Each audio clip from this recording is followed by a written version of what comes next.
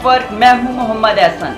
Bulletin में सबसे पहले खबर शामिल करते हैं मुल्तान से। हमारी सीनियर रिपोर्टर माइजा ज़ैनब की रिपोर्ट के मुताबिक डिस्ट्रिक्ट फुटबॉल एसोसिएशन की जानिब से स्वीडन वाक़े के खिलाफ मुज़म्मती रैली निकाली गई। फुटबॉलर्स ने अपने हाथों में कुरान मजीद उठाकर रैली में शिरकत की।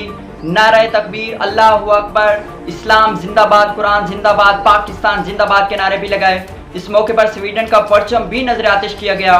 फुटबॉलर्स ने कहा कि पाकिस्तान का स्वीडन से अपने ताल्लुकात खत्म कर देने चाहिए। एक अहम खबर से आपको दोबारा आगाह करते हैं। मुल्तान से डिस्ट्रिक्ट फुटबॉल एसोसिएशन की जानिब से स्वीडन वाक़े के खिलाफ मुज़म्मती रैली निकाली गई।